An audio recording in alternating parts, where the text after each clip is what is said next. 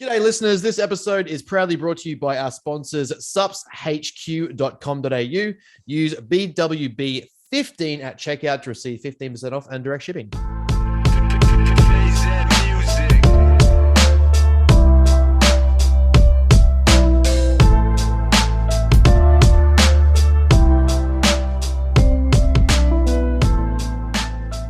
Welcome back to another episode of Bros with Brains, here with the overall shit cunt that is Benjamin Mayfield Smith. How are you, sir? The team left, right out Jersey filler. That's it. No, usually it'd be, with Benjamin Button. Yeah, nah, we'll change it up. We'll change it up. Change up to the loser. Got to keep the listeners on their toes. Yeah, to the failure, to the loser. You're not first, you're last. Exactly right. Ricky Bobby to shout this. 100%. How we going, bro? We're good. Yeah, I'm all right. I'm good. I'm tired. I'm tired. I'm fatigued as fuck. Just been going in like getting sessions in and stuff, and kind of just putting food to use a little bit, just enjoying life a bit more, and just like actually trying to relax. At night, I'm just watching a movie or something like that, and putting my feet up and chilling out. I'm sort of taking this week and some of next week off from the majority of the clients. I've got consults and stuff booked, and it's time to get back to work and really drive home business for the next 6 months before uni goes back. But at the same time, I'm just catching up on life auditing and making sure that everything's still on track, and admin's done and everyone's on point and everyone's where they need to be, and sign-ups are done and onboarding processes are sorted and that sort of shit. But yeah, no, it was I think because of the way you and I are and the way I am in general, the whole post-comp blues of like what next type shit, like it doesn't exist for me. No, we already had plans post-comp. Yeah, we're like, we're gotta go back to life. Yeah, I know already what the plans are and what plans are coming and what the feedback will be and that sort of jazz. Like I spent yesterday, I did a full top to bottom audit on the season and my prep and my final position and that sort of stuff. I've got notes on everything of where I made changes, where protocols changed, where things got increased or where they could have been increased differently and all that jazz. So did a full review of that, my personal thoughts on my appearance and my condition, how I looked and what I brought. So yeah, all that's in play and kind of like, where it all is. And, I don't really need the judges' feedback to know where I need to be better. I've already got it from states when I spoke to some of the judges, but overall from nationals, we know what it's going to say. And that's to be competitive at under hundreds of, or open bodybuilding, I need to be fucking bigger. I need to fill up my frame, need to have a bigger size, need to have more fullness, need to have rounded muscle bellies, need to be drier. So give me 1 second. Yeah, so that, guys. Just had a little interruption there from the big man. Yeah. Mr. Popularity. Just a phone call, sorry. Should have let it run like when I go take a piss. Yeah. It's a full-on business chat on the podcast. How many grams do you want? Yeah, bad. But yeah, no, so that's we've got the judges' feedback there. We found out from the IFBB, and I understand it, but you have to use your paid photos to get your judges' official review.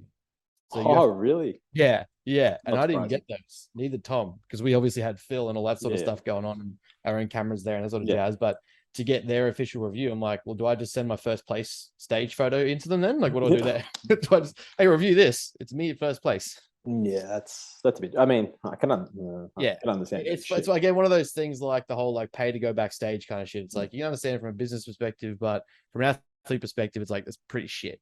Yeah. So we'll wait for that, and I'll speak to a few more. We've got a few things in the works now from post comp life, and I hate to say it, but I think actually having some placings, getting a few eyes on me and stuff, like people actually, when they kind of like they latch on now, they can see something's potentially there, and it's like, oh, let's get a part of that.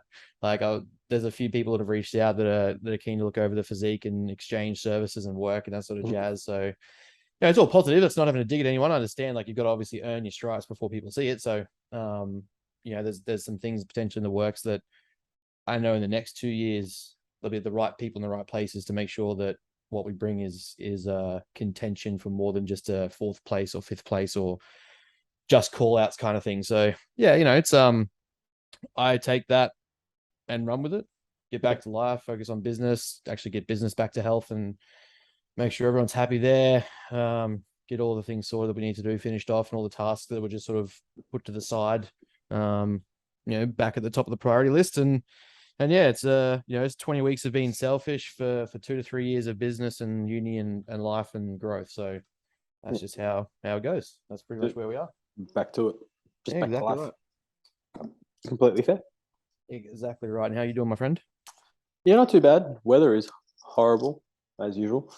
It's like raining, then it's not raining. Now the sun's out. It was like torrential rain 10 minutes ago. So Melbourne things. All 4 seasons in an hour instead of a day. It's in an hour. We had that so much for that bad week we're supposed to have this week. We had a shit day yesterday, but only until about lunchtime. And I come home and got sun from the gym. And then today I woke up and it was like 23 and clear. Now it's like a little bit cloudy and windy, but it's like okay. Yeah. Who knows? Like the weather predictions. Like me, I kept looking at the predictions for the weekend so I can go play some golf. And I'm like, so far it says that it's going to be great. So do I book in a round? Do I not? Like, do I risk it? We'll see. But same shit for me, man. Work, train, eat, sleep. Go back to work. Yeah. Landed on Monday. Landed Monday lunch. Online check-ins, and then to the gym, coaching at the gym. So, that's the usual for me. I'm covering a few shifts this week, so working a bit more than I usually would. Which I saw you had a training session back on. Yeah, back into training. So waking up a bit earlier. So did a leg session yesterday. Did an upper body session this morning. Train again Friday. Probably train again Saturday or Sunday. I might train Sunday morning. So I've got the Broad seminar Sunday. But doesn't start till 12. So I got to wait because I've got tables and stuff coming, obviously, to set up so that people can sit down. Save them sitting on just a gym bench. Yeah. So I might go in on Sunday morning and train at the gym on Sunday morning. We'll see how we go. That's fair. So, because it's like, can we have a 3-hour time window? It's like, sure, 8 till 11 because I need to be set up by 12. Yeah. I don't know. Like, just fucking put the tables and chairs there. One job. Fucking delivery guys. Yeah. Bad as like post offices or Telstra. Yeah. Can you be available Monday to Friday from 1 a.m. to 12 p.m. midnight? Sure. Yeah, sure. Like, I've got nothing else to do with my life. So that should be it should be good. Should be a good seminar. Touching down with all the people and whatnot. Should be a bit of fun. Yeah, I'm a little bummed out that I missed the one up in Brisbane, but Well, the one in Brisbane never actually happened. Sorry, the Goldie one. Either way. We did say we're taking the piss. We're taking the piss a little bit, saying picking the week of nationals for in Queensland to try and do a supplementation seminar. Well, who's the best? He did that a few years back pre-COVID. They had the seminar here in Melbourne, but it was like weekend of the Arnold. Yeah. I was just like, bro, like, what are you doing? Not sure if you understand what that means, but most of the people that would attend that are going to be somewhere else. Exactly right. So at least this one worked out really well because it's the week after nationals and got like 25 people. Fuck yeah, that's awesome. Yeah, like it was the biggest turnout for his seminar series. It's like, well, do you know who I am? Like, anyway, but yeah, it worked out well. If I didn't have this expo coming up this weekend, I'd fly down for it and actually do it because it's just one of those. It's one of those things. Obviously, having connection to you, but there's like one of those realms I just want to master that little bit more. That just to complete what I know, kind of thing, and sort of take the knowledge to the next level. But there's very few people like Broads and yourself, so that's kind of one of those next Broads seminars that I need to attend. Yeah, Broads is on another level, so that should be fun. I'm just going to sit there and poke him and stir him up and make him really angry. So tell me about blasting, Broads. Yeah, like which was really easy to do. It's going to be so much fun. I can't wait. So you run a bare minimum of 4 grams of tren per stack? Yeah, he probably agreed with it. Yeah. What's like neurotoxicity? You mean 4 grams per day, right? You don't do Anavar in a growth phase? No, 100%. So what do we want to talk about today? Post-comp? Reverse dieting post-comp. It's like you have abs still 4 days out. Yeah, you should. Yeah. Like if you got fat, a little watery, but still left. You got fat in 4 days, we have problems. Yeah. Straight back to my favorite is, and we'll definitely talk about that, but my favorite thing is guys that any competitor, I see it heavily in guys obviously because I follow, but I also see it in women, is the ones who, barely committed 16 weeks and barely trained before that.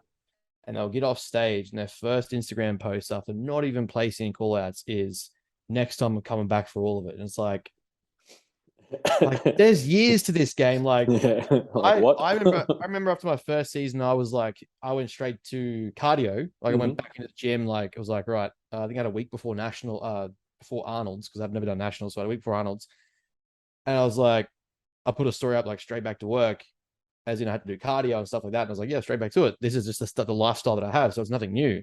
I knew that the Sunday morning I had to get cardio and start redepleting. Like, that was the plan. So I was like, cool. But like, even after the comp season, it was like, all right, time to work, not I'm coming back for all of it. Watch me get first place. Like, I fucking had 3 years of growth, and I was completely shocked and humbled by even getting first place in division I did, let alone expecting it or being like, I'm coming back next year for the kitchen sink. And it's like, no, it's oh not. man, Just go to season A. yeah, go season A. Yeah, just stay in condition, go season A, make no progress. So you just keep cutting from now. You're always 24 weeks out. Come back for a redeplete. Just start cutting now. Yeah, but I mean, perfect position to do so if you want to make no progress. But if you just want to come in more diced, why not? Yeah, just hold maintenance for 10 weeks, then do a 16-week prep. Yeah, 100%. Yeah, that one I've seen, like, I reckon 5 or 6 times. Yeah. And then you see the guys that do a polar opposite. They're like, all right, I touched my toes in the water, and now it's like I've got to have 4 years off to make progress. It's like, how do you know the progress you're making in that 4 years is right? You're supposed to, like, that's why. I'd rather that post though. Like, oh yeah, same. Yeah, it's like, yeah, I need to take Yeah. 4 years. Yeah, you probably do need to take 4 years to get anywhere. Perfect. You're right. You're not wrong. Yeah. Your humility there is noted and probably correct. Very, very good job. But you probably also do need to have at least a stage presence in that time to maintain experience and or see what your physique is looking like. But that over the whole, like, in 1 year I'm coming back for first place, it's like, bro, you didn't even get call outs. Yeah. Oh, it's funny because it's funny on the other side. I have seen some of the girls already posting, like, 3 days post comp, still holding condition, like reverse diet is going well, and it's like, 3 days. I guarantee you haven't even touched your diet yet. You're having the cookies, and you're having the pies, and you're having the cakes. I want to see this post again in 3 weeks. Yeah. Like, it's been 3 fucking days. Yeah, like, calm down. You probably haven't even touched tracking your macros or anything yet. You probably haven't had an actual meal. Yeah. You've just had eat outs, takeaways, cookies, cakes, donuts, whatever. But the likelihood of you actually being on your macros and diet, pretty low. It's just funny. It's just like 4 days, man. Like, relax. Yeah. If anything, like, the easiest way to do it is just enjoy 2 or 3 meals of, like, lean protein and veg or salad, and then have the shit you want to have. But I wouldn't even call that reverse dieting. That's just like, you're going to eat shit in the first week. So be smart about it. Just slowly drip feed it in. Yes. Yeah. Every second day, have something that's nice that you want. Like, start there. Yep. It's really not that crazy. And it's like, or you go the complete opposite and you do the full, like, eat it until you get sick, because then you won't want it again for another week, and you sort it. Yeah. Exactly right. I've dripped in. We've seen the fucking cookies. I've went and seen Treats and Co and stuff, and like, I've drip fed in like a cookie every day, and had my protein, had my veg, and I'm like, sweet. Yesterday I had it. Oh man, picked up our steaks and our meats from Meat Locker. Everyone, if you haven't gone to Meat Locker yet, go to Meat Locker. Get there, get all the meat. Get all the meats online. But had a nice fat, fresh, like, it was uncut slab of it wasn't blade steak. It was good. It was a good cut. It was like, I think it was a rump, but it was like a length piece, and I had to cut it up myself. And I was like, threw that bad boy on the old stove top. A little bit of oils and a bit of black pepper, a bit of salt, herbs on top. Cook some onions and mushrooms with it. I was like, this is the stuff I want. I'm like, I get excited just to go back to normal food. And I'm like, this is the stuff I want my digestion back, I want my fucking protein in, I want my veg in. Get all your variety of veggies. Yeah. I want to get that back in. Yeah. My body's craving it. Like, I miss broccoli. Yeah. Where is the greens gone that we've been having for 20 weeks? Yeah. Give it back to me. Give me the broccoli, give me the beans, give me all of it. Yeah, I guess what's some more funnies that we'll probably see over the coming weeks? Because it's going to be the photo shoots. Yeah. Oh yeah. Oh yeah. That's the post comp wrap ups and the photo shoots. That's what it's all about. And then the reverse dieting going well. Yeah. Very much so. The photo shoots I can understand, because you're probably not going to be in this condition again for 100%. I'm all for it. But at the same time, it's like the ones, and we've talked about it before, the ones who do comps for purely the photos or the content to get on his Instagram is like, like, did you really need to do a comp for this? Like, you could have just got photo shoot ready. Yeah. Like, you could have just got to that and like not had to go through that whole experience, which is then going to lead to you talking about how bodybuilding leads to some eating problem or whatnot, or some body dysmorphia. Yeah, body dysmorphia, and how, you know, it led to triggering some problems you already had, and your coach didn't care about this, and it's like, yeah, but you know, did you really need to do a comp to get these photos? No, not really. You probably could have skipped the comp part and just done photos. 100%. Like, just get shoot ready.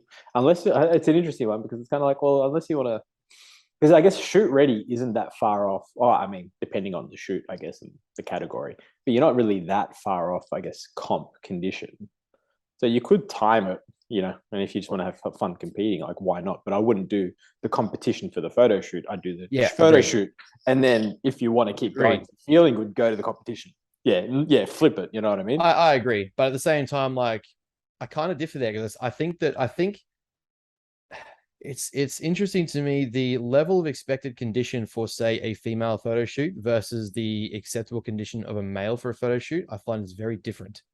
In like, if we were to see a bunch of females take, say, a more like acceptance approach photo shoot, or like just want to do a bikini shoot on the beach, they could be anywhere at like the 15 to 20% mark, and it'd still be like a social media approved sort of content. Yeah, like that's getting likes and views no matter what. Yeah.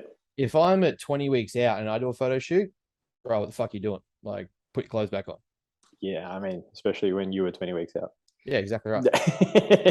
Like, regardless, like at the stage that I find men's content gets most interactive, the condition is more expected, or at least like the before it's like really take off. Like, I'd have to do photo shoots now in this condition after redepleting some carbs to be like, oh, that's some good shots. Like, oil it up a bit, get the tan back on, probably a day or two of dropping carbs back out to flatten out, good to go.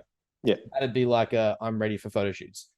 That's me still fucking 5 days post comp. Like, but if I were to do it, say, 10 weeks out, it'd be nowhere near as receptive, and sort of like, which is why I think there is that leeway for female competitors that you don't need to do. Yeah, you don't. Yeah, exactly right. That content, like, yeah, you could be 10 weeks out to do a photo shoot. That'd, like, that 10-week out mark condition is probably all you need to be if you're just after chasing that sort of look. Yeah, 100%. I agree, and that's why I say I think for most people, I guess it's like, you know, think about the shoot first, and then if you're still feeling good, and you know there's a comp close by and it's something you want to try and dabble in. I mean, it shouldn't take too much. Hopefully, shouldn't take too much more to get down to a decent physique for the comp, depending on categories and whatnot. Yeah, I agree. I'm interested to see who continues on. So in terms of like those who placed and whatnot, I saw Adams already announced he's doing season B next year, so he's getting straight back to diet. I saw him talking about that not too just yesterday. So he's straight back to his diet and planning for season B next year. Right. Yeah. Oh shit. Okay. Yeah, so he's already announced that with I believe Team Sacrifice again, so Logan. Right. But yeah, plan obviously to try and recompete for that pro card. So yeah, so he'll have to be going under 100s again. Yeah. Yeah, because he have at least another 5 kilos to put on for his tissue. Yeah. Yeah. If he puts that on for fucking season B next year, if he puts no, because under 102. So if he got to 95, he got 7 kilos he can put on.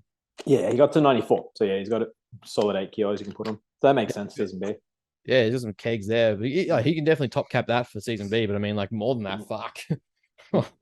He'd be a big boy for his height. But yeah, I guess I suppose we didn't really wrap up the overall finishing, but I got 4th place. I think 4th place is yeah, 4th. Yeah, I got 4th place. I was thrown around the middle a few times. I started in the middle.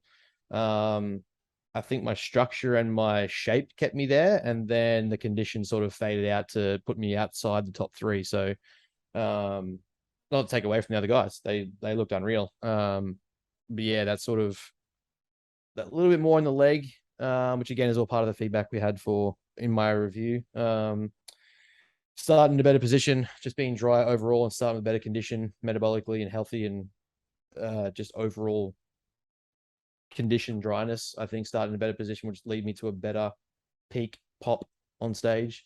Yeah. Like I said, I got up when I was watching. I had you in third or fourth, like either or. Like I was not mad at being fourth. Like it gave me more. Like I actually found that being fourth has given me more hunger. Like that actually that's driven me to be more frustrated by it. So getting fourth when I know that there was potential in there for third or second, with a few changes or anything like that, like it would have been. So like, we'll just do season 8 classic. Yeah, just stay here. Just do season 8 classic. Done. Sorted. Business can definitely handle that. Uni can handle that. Fuck it, send it. Yeah, fuck it, just send it. Go pro. But yeah, so that was kind of like where we finished up there. So it's the highest I've ever placed at a national show, and obviously my first place was the best I've ever done at a state show. But yeah, I got some good reviews, I got some good feedback. Like it's definitely not one of those like you're done, like don't bother trying anything else. Like there was a lot of feedback and reviews about where to progress and change and mix things up. So I'm definitely not going to take away from judges politics or any other bullshit that no doubt going to hear from a lot of people, which I've already seen. There was already politics and there was already judging favoritism and there was already this and that and all that sort of shit. I mean, that's coming from people who were like outside top 6 or not even in call out. So it's always like, you weren't going to make top 3 anyway. Just shut up. Yeah, exactly right. So yeah, that's always a like. I don't know. We have 7 judges for a reason. You can say there's favoritism and bias and all that sort of jazz, but 7 people unanimously need to decide that you're the winner. So, like at the end of the day, if 2 of them liked you and 5 didn't, well, that's too bad. Better. Like, only so much that you can control. So, going and attacking judges or claiming the political card and all that sort of bullshit it just frustrates me. Like, that going in that is personal, subjective opinions. Like, getting angry about it because you're running too much trend doesn't make sense. Yeah. I was 4th and I was moved around. Like, don't get me wrong, I reckon there was a good near minute that I was in the middle pulling shots and hitting my vacuums and that sort of stuff, and you could see the grin on my face fucking ear to ear. I felt it. Like, I know I was having fun. So if I was angry about that coming 4th, that just doesn't make sense, because it means that like I was in good nick for 4th, which means the top 3 guys had to be fucking good. Yeah.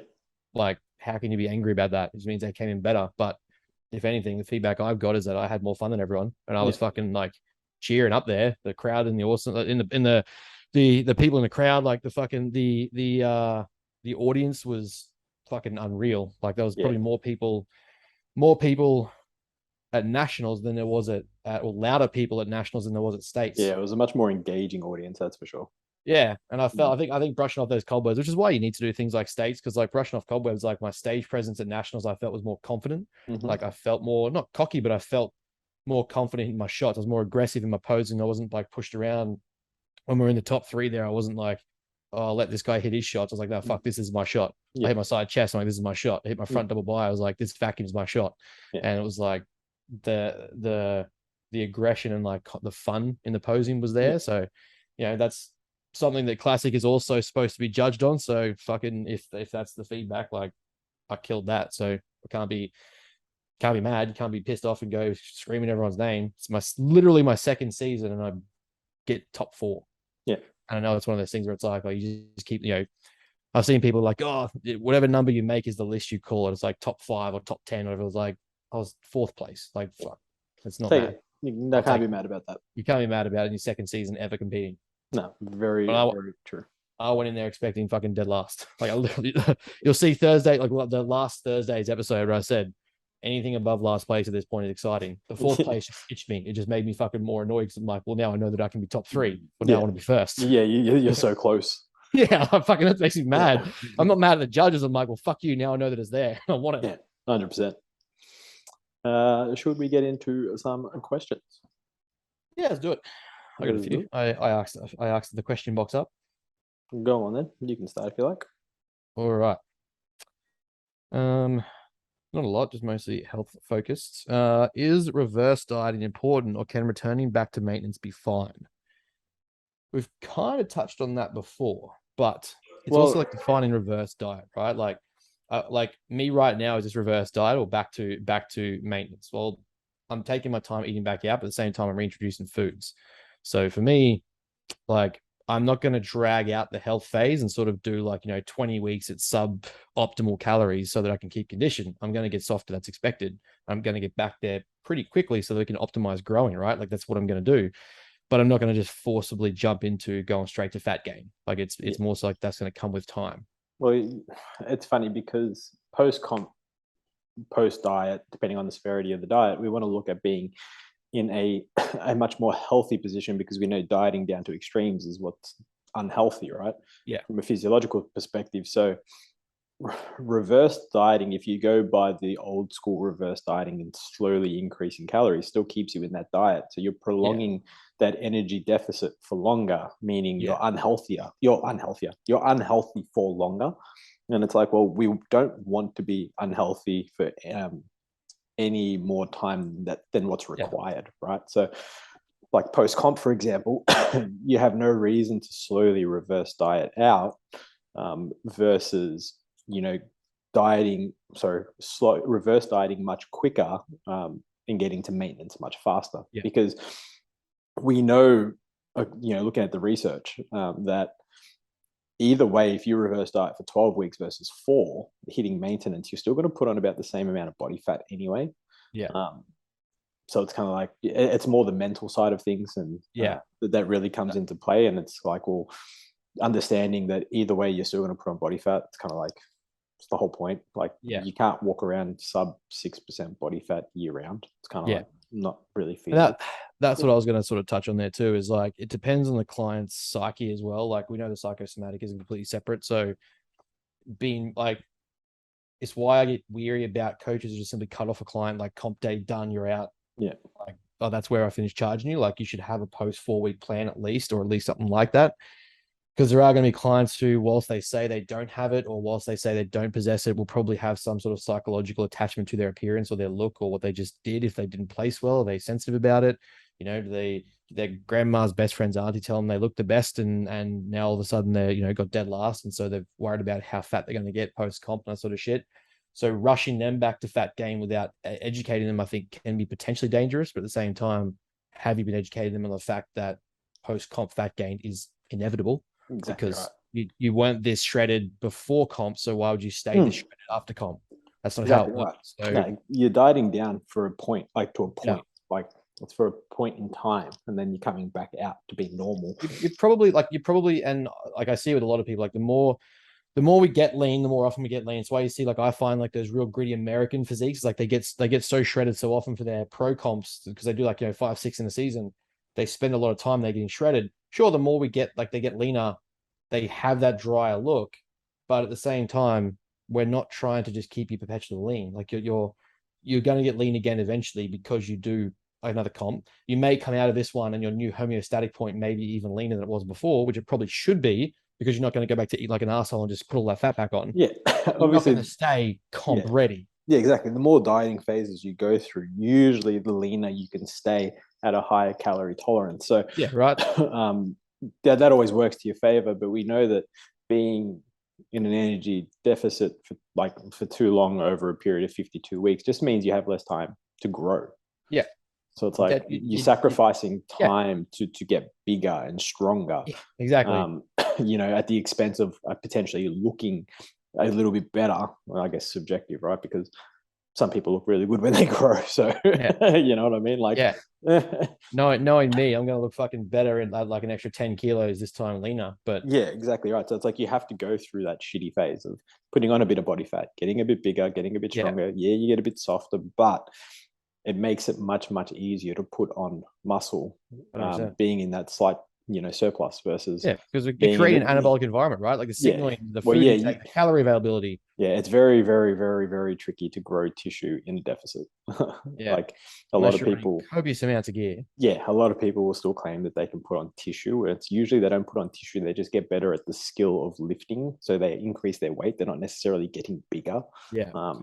And most people, we know most people that when they're leaner, they they perpetuate or perceive that roundness and the muscle belly is looking bigger. Yeah. Like it's a lot easier to look fuller and bigger when you're lean. You always look bigger when you're leaner. Yeah, exactly. You always look genuinely more jacked when you're leaner, but at the same time, it's like you're not. So the amount of guys I see who like they don't even titrate their drugs or anything like that, but will post about like I grow into shows. Yeah. You're just leaner. Like your muscle Yeah. bellies are showing more, and you're getting a pump or you're adding food in, so you look fuller. That's all Yeah. you've done. You haven't grown into your show. You're in a net deficit of like 20 odd weeks. The likelihood of you growing, unless you're doing 20 grams per kilogram a week or 20 mils per kilogram a fucking day, you're probably not growing into your show. You're just leaner and the muscle bellies look rounder.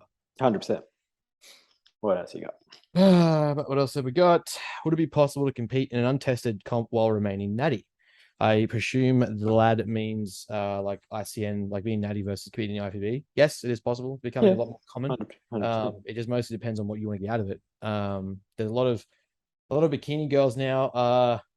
I think they're testing the amateur league levels at the top end of like ICN, jumping over and going to see how they can do as natty IFBB chicks.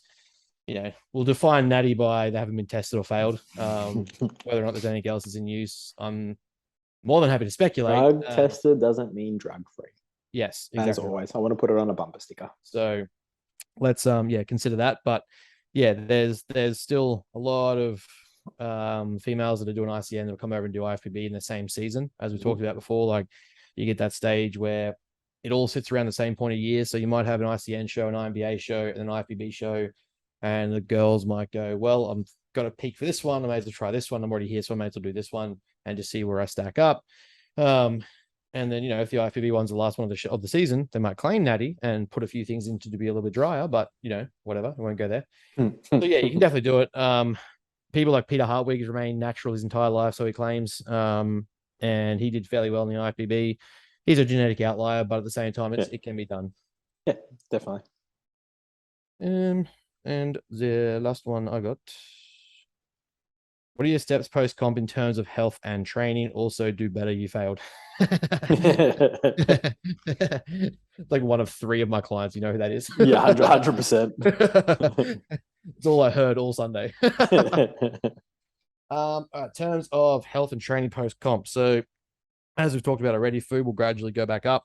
I'm still going to be hitting most of my protein targets, vegetables, stuff like that, getting a diversity of nutrients, making sure that's healthy. Supplementation comes back down to a very base dose. Training, I'm still keeping steps and cardio just for I like it and it's comfortable and it sort of gives me a morning routine that I enjoy. So I'm up first thing and do all my supplementation and get my health started, go for a nice walk, clean my head. So I'm still in very much like that. It's hard to explain until you've experienced it, but you're very much still in that wired state, like where you're just like, the end goal is done, but at the same time, everything you did leading up to it is just like, you're so wide about executing that it still stays. So I find that sort of breaking that habit too quickly can actually be pretty bad.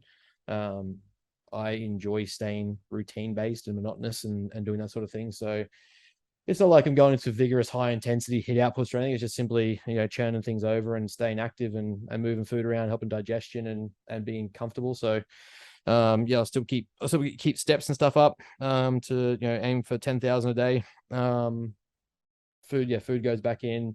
We'll titrate that up over the coming month. And training at the moment is just sort of this week, especially, is just sort of going and get a pump, enjoy training, do some movements that I missed, or, you know, just have fun in the gym, do some posing, some sauna with it while I'm there. Yeah. Make sure that I see how food's moving around because I feel fucking full. So I'm actually getting pumps again that feel like contractile pumps.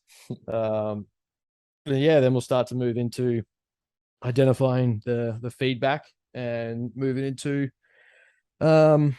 I've got a bit of a rehab phase to do for a few niggles like my Rec Fem and VMO. So we'll be considerate of that. Then once that's all ticked over, we'll be into programming for weaknesses that need to get done. You know, for getting jacked. We're getting jacked as fuck. So, you know, we're looking at major things I've identified, and this is long before I even got to stage, was obviously that deeper muscle maturity in my legs. The mass I added there was great. It definitely, looking at photos, my legs were actually probably some of the more sizable ones there, which was good. They just need to be denser. Need to be more matured, a drier look. So deeper cuts, really popping the muscle bellies and actually having those deeper lines to my quads that I know are there. I've just got to bring them out. My hamstrings and adductors were tenfold what they were before. So now it's about, again, getting that deeper etched in look. I've got a fat ass, so I don't really need to worry about glutes. They just need to be drier. What else? Width to my shoulders, so I need a wider clavicle, so really fill out that shoulder head. And back density, like my chest pop was unreal. Like the fullness to my muscle, my chest shelf was, I've never had that before. The width to my back was good. Roundness to my arms was actually pretty good in relation to my current size. So it was proportionate, which has never been the case before. I've always been like oversized or not trained properly, or left them unattended to. So yeah, it'll be a few focuses there where we just add more, just some good gritty grunt fuck off training to my legs and my back, I think, for a while, and some shoulder specificity. Yeah, fair. What do we got here? Some interesting. We'll get bloods done in about 4 weeks as well too. Make sure that's all on check, and then adjust accordingly if it's still under the levels that we want, or if it's back to normal. Totally fair. Gym etiquette, has it gone in the gym?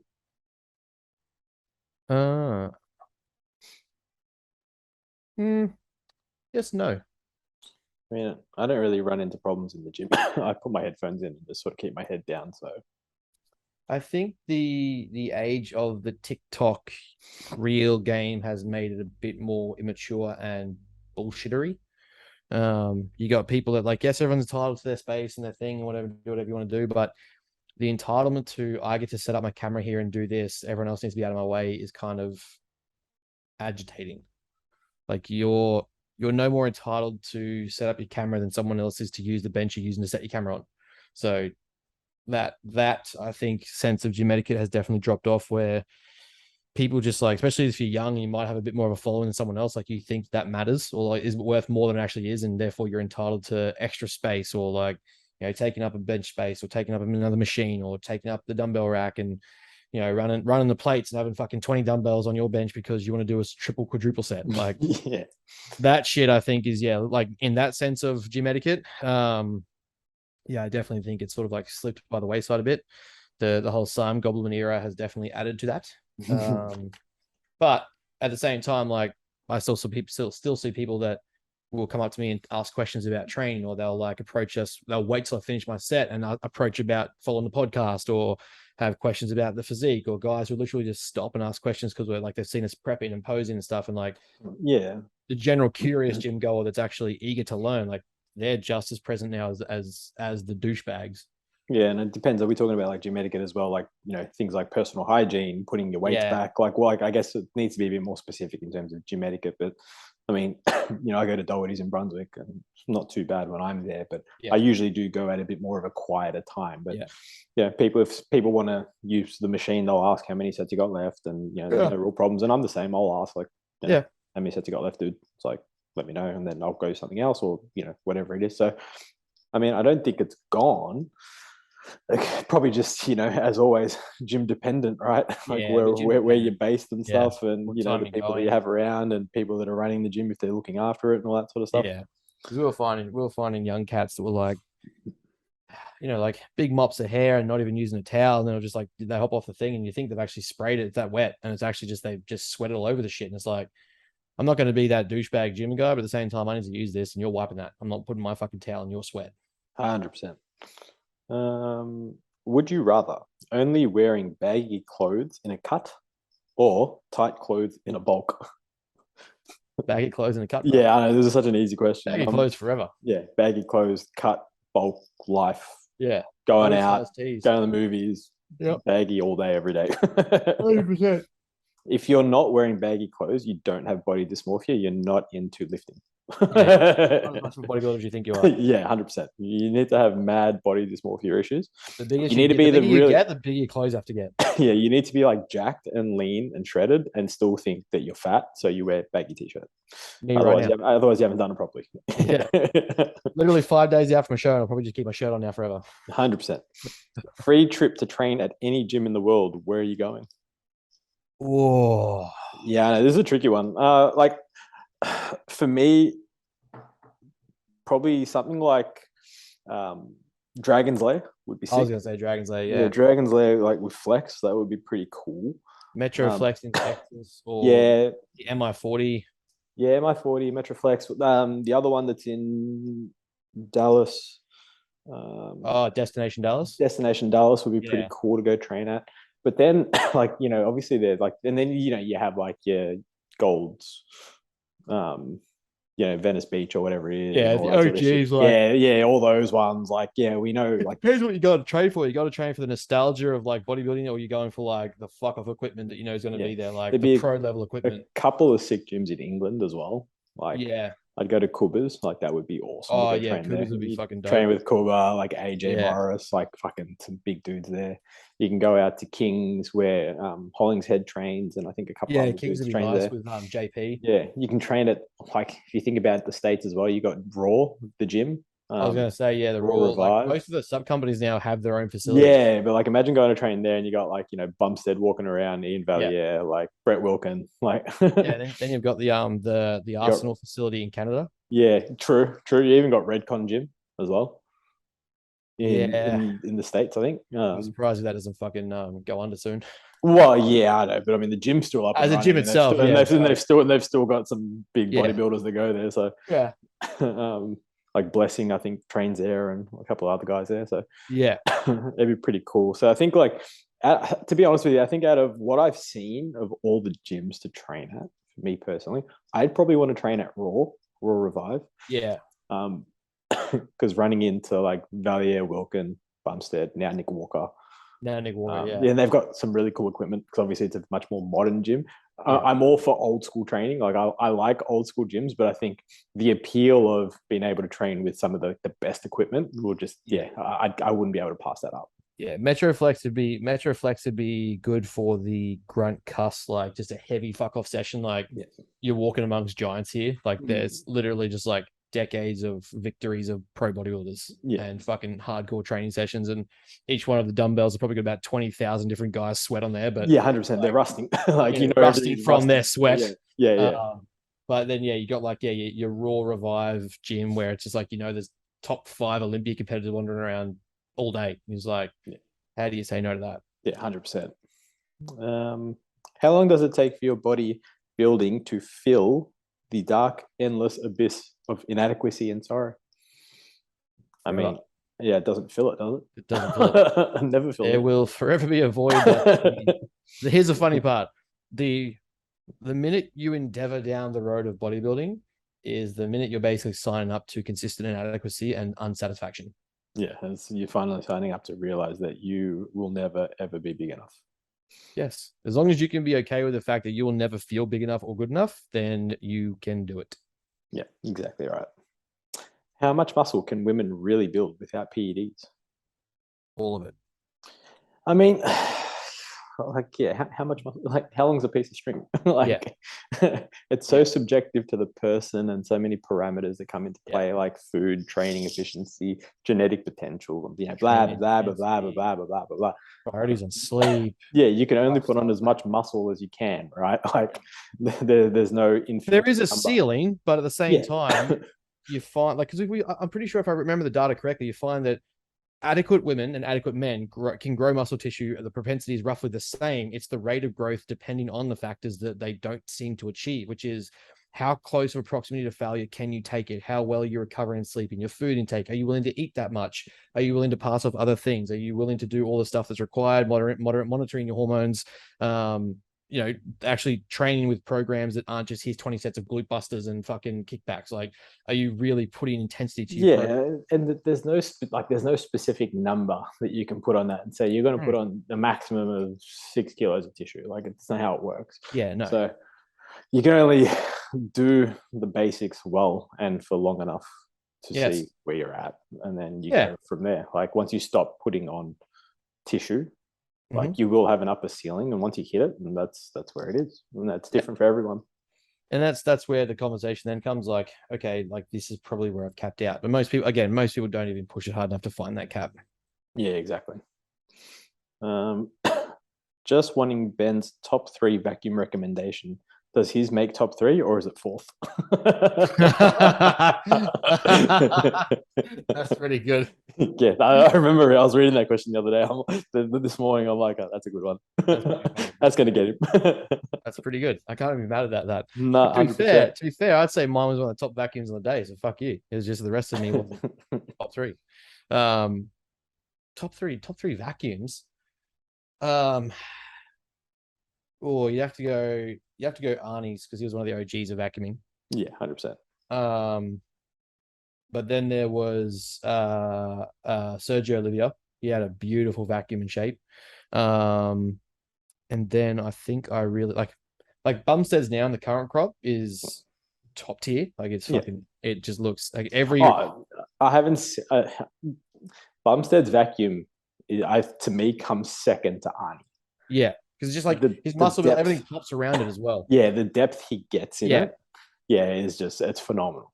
And like he can take it standing upwards as well. Like I have to be very empty in my stomach. Like the reason why I struggled with mine on Saturday was the stomach issues, but at the same time, like because I was so empty, it was also so deep. Like Bumstead can just pull it deep. He just he just has his fill up on food, obviously, however his protocol is. But like come show night and it's time to vacuum, he's just the roundness when he does his like hands behind the back, then hits the fucking two hands, brings his legs together, and it's just like every muscle belly pops around the vacuum as well, which makes it look so much better. Third,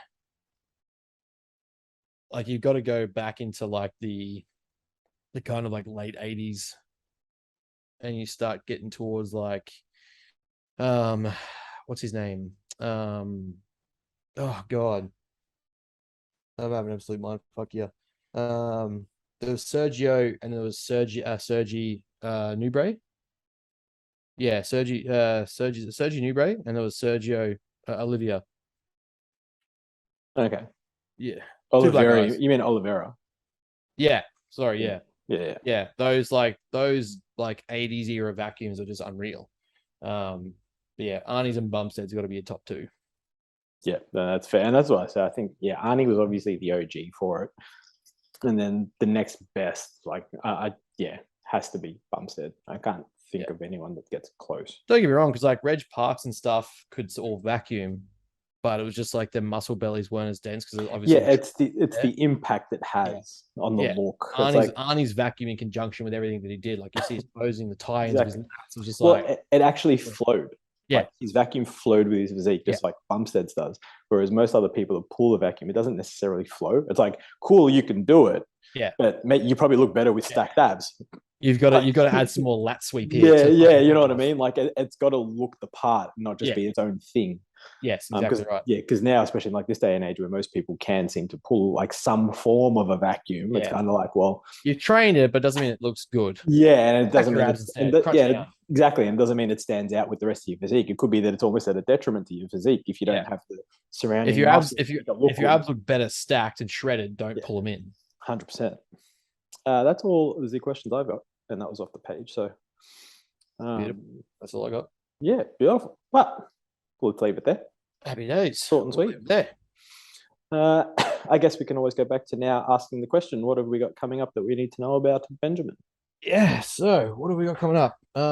After this week, coaching spots are back open. So, if you have been waiting, there are a few people in the inquiry list. If you have been waiting, definitely reach out, get in touch. We are opening back up, going full swing with things. We've got an expo seminar this weekend, hopefully still ongoing. Got to confirm a few things. There's been a bit of a flake around, but that's coming up this weekend. And then we're moving into finishing off the courses, and the hypertrophy seminar is coming up that we're going to put together.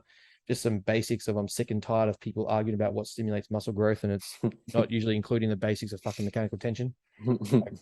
Fuck, you doing 25 sets is not the reason why you grew muscle. That's not how it works. So we're going to run a very basics of hypertrophy seminar and just focus on myofibril hypertrophy.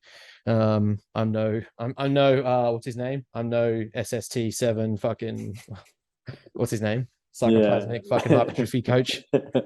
Yeah, I'm gonna force swell growth, cell swelling, but I'm not gonna tell you how I did it. 100%. It's the best way to do it. Yeah, exactly. Right. So yeah, we got that coming up. What else we got? That's about it for now, I believe. There's a lot in the works that we're working on and chatting to and figuring out with people. We're starting to organize guests for the podcast and actually start push that again. Now that I've got some brain power and can think and speak and sleep and all that jazz. So all the fun stuff. I'll actually start getting some content to the podcast again and get some guests on there and shit. One of the guys we've got coming up is an Olympic coach, actually, so that's gonna be pretty cool. Be awesome. He coaches some of the current crop of American sprinters. So I'm like, nice. That'd be an interesting chat. Yeah, that'd be very good. Mm. Right. What do they use? No. Yeah, bad. So what's the time difference if they didn't Yeah, use anything? exactly. Yeah, so that should be fun. We'll be yeah, swinging, shooting. What's the word? All guns blazing. That's the one. Got there in the end. We got there. I'm gonna have another nap. 100%. I'm with you. What about you? Anything else going on? No, not much. As I said, gym's going well. Seminars coming up. I'll actually train and start putting out content again. I feel like I've said that for a while, but here we are. Yeah, that's about it. Really taking on clients. I'll open up the books for a few more clients. And yeah, just slowly grow. That's it. See how we go. Next few months should be interesting. We'll start mapping out some in-person seminars for the new year as well. True. We'll start setting them up for next year. Yeah, that'll be a fun. Yeah, nice work expense. Yeah, 100%. Are we doing the girls' trip to Thailand? Yeah, 100%. Keep an eye out for that. Anyone who's interested, let us know because we're going to try and put that together. So yeah, if you think that a Thailand trip would be worth it, let us know. Do like a mini training. Yeah, like a training camp, training holiday. 5 days with us. Like we want to know whether we organize like a villa of like 10 people or something and just smash out of training sessions, food, nutrition, education, drugs. Like it'll be an actual education workshop, but between the two of us in some solid Nick and some heavy training should be fun. Yeah. By then it should hopefully be in a growth phase. Yeah. Thinking we should be adding something there.